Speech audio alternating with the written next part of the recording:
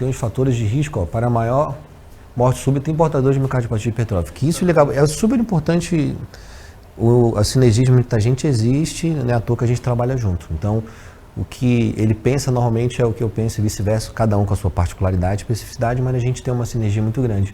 E é importante vocês saberem isso daqui, pessoal, né? O que gera mais fator de risco? O que é a pior evolução, vamos dizer assim, desse paciente que já tem essa doença aqui, que nós diagnosticamos no consultório, né? Se esse paciente foi sobreviveu uma parada, uma PCR, esse paciente tem maior risco de morte súbita. Se esse paciente fez um ataque ventricular sustentado espontânea, esse paciente tem maior risco. Quer comentar? Essa tabela aqui está mostrando, como o Alexandre está colocando, são os fatores de riscos maiores desse paciente, que provavelmente esse paciente vai ter que fazer uso de um CDI, um cardiodesfibrilador implantável. Todo paciente de sobrevivência de uma parada cardiorrespiratória, né, e ele tem um diagnóstico de uma miocardite hipertrófica, ele é um paciente que tem indicação provavelmente de fazer uso de um CDI, que é um cardiodesfibrilador implantável. Tá? A mesma coisa aqui, se o cara faz um ataque ventricular sustentada, espontânea, você tem registro através de exames como o Holter ou até mesmo o loop, que você registra vários episódios aqui, o paciente às vezes tem uma atividade física, ele faz uma atividade física de alta intensidade, né, e ele porventura tem perda de consciência, que a gente chama de síncope, né, e esse paciente ele vai para um hospital e consegue dar esse diagnóstico, provavelmente é um paciente que também vai ter que usar CDI, e o CDI é o único abordagem que nós conseguimos reduzir morte súbita. Tá? Então, daí a importância de uma avaliação pré-participação, como o Alexandre está colocando na aula, né? Porque você tem que identificar essas doenças que aumentam o risco de morte súbita. Você tem que colocar isso para o paciente. Tá? Obviamente que você fazer uma avaliação no paciente em todo mundo com ecocardiografia, com todo mundo com teste ergométrico, com todo mundo com teste ergospirométrico, os valores, né, para a população em geral é incompatível. Não tem como. Basta comparar o estudo que foi feito em 20 anos. Exatamente, né? Só com eletro. Isso.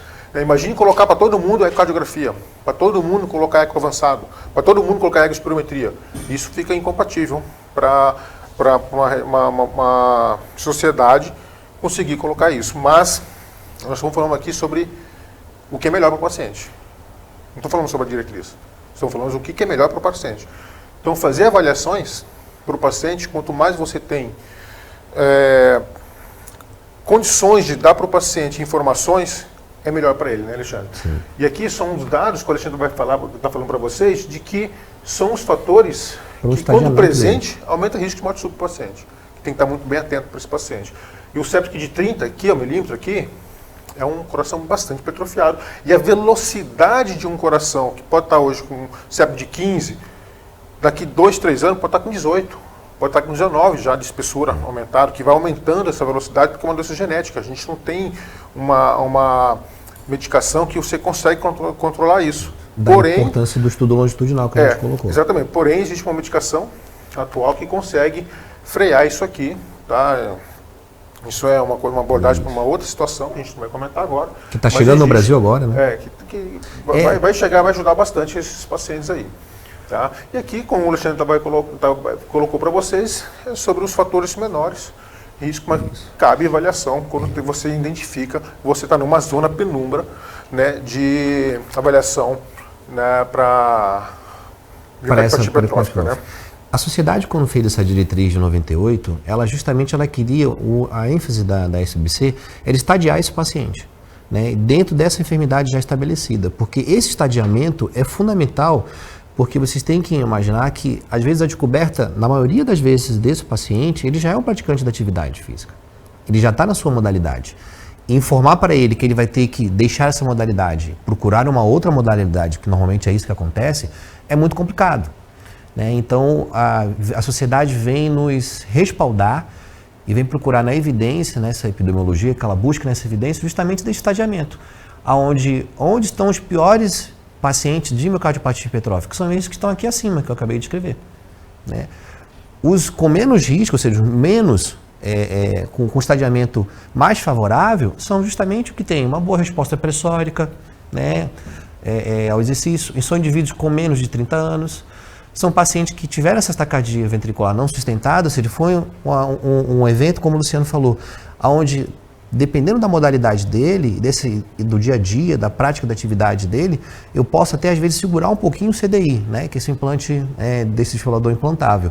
Mas de uma hora ou outra, se ele já tem um evento já desse ataque à arritmia, ele vai ter que ser implantado, tá bom? Que isso é uma segurança para ele e para você que está prescrevendo, que está preconizando essa atividade física, tá bom? Só com relação à espessura de septo, às vezes o paciente faz um exame de cardiografia e ele vê lá a hipertrofia do ventrículo esquerdo, tá? Vê se está lá leve, vê se está lá moderado, vê se está lá grave, tá? Então, a hipertrofia leve a gente considera até 12 milímetros ali de espessura de septo ou de parede, tá? Acima de 12 até 15 a gente considera moderado, acima de 15 é importante essa espessura. E justamente a partir de 13 milímetros ali que vai gerar para a gente toda essa interrogativa, né, se ele tem ou não portador de hipertrófico. Obviamente que vai depender da modalidade esportiva, né? Se for um cara que treina força, espessura de septo, ela geralmente está presente. Mas se é um cara que é corredor, é um cara que corre, o cara pratica atividade física de endurance e ele vem com septo de 13, 14, abre uma grande interrogação para ver se esse cara não é portador de uma hipertrófica. Porque o cara que corre, ele não é para ter espessura aumentada de parede, no máximo ali 10, estourando 11, já abre até uma precedência para fazer a avaliação, né, desses pacientes, né, Alexandre? Então, assim, o que ela fecha, então, né, nessa diretriz de 98? Ela recomenda que, de certa forma, em geral, se preconiza atividade física para esse paciente de miocardiopatia hipertrófica com uma estática baixa e com uma dinâmica baixa. Combinado? Estática e dinâmica. Isso eu acho que é um termo que está, para vocês, médicos do esporte, aí já está mais do que moído. O Marcinho deve bater muito em cima dessa técnica. Então, a gente não vai adentrar muito sobre isso, sobre essa modalidade que sai, né, um pouco da ideia da nossa aula. Que aqui estaria boliche, golfe, tiro-alvo. Imagina um cara que puxa ferro há mais de 10 anos, eu vou dizer para ele, não, agora você vai ter que começar a jogar de boliche. Qual é o teu nome? Gênesis. Vamos supor, não, agora tu não vai mais puxar ferro, cara. Agora tu vai ter que jogar boliche, né, e jogar xadrez. Não é informação boa que eu vou... Não vai ser legal, né? Então essa é a dificuldade, é isso que vocês vão encontrar no consultório de vocês, gente. Tá? Eu coloquei a segunda causa, o comótio cordis, ou seja, isso aí ficou até famoso, acho que teve, se eu não me engano, foi agora no finalzinho do ano passado,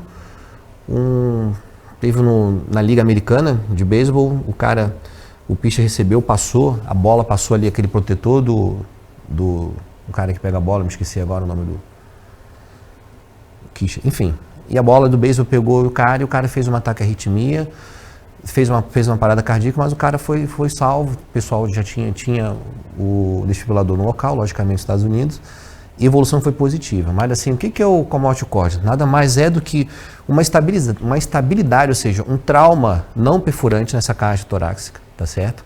Onde tem um período justamente na repolarização ventricular, nessa elevação da onda T, lembra do eletro, pessoal? A onda T é o período de repolarização ventricular, cerca de 15 a 30 milissegundos ali, há uma propensão a ter um ataque à arritmia, tá certo? E nesse período, justamente, essa elevação dessa onda T, pode justamente, combinante com um golpe nessa estabilidade, esse paciente fazer um ataque à arritmia ali, fatal, normalmente um ataque ventricular sustentado, um ataque cardíaco, onde esse paciente venha evoluir com uma parada e ele pode vir a óbito, tá certo? Se esse paciente não for intervindo. Então, não é um paciente que sofreu uma doença do sistema de condução, do nó sinusal, não. Foi um trauma, ou seja, fechado, não perfurante, tá certo? Que esse cara deu azar nesse período aí de milésimo segundo dessa elevação dessa onda T, dessa repolarização ventricular, ele sofreu essa alteração e há uma tendência nesse período. E a comunidade nisso.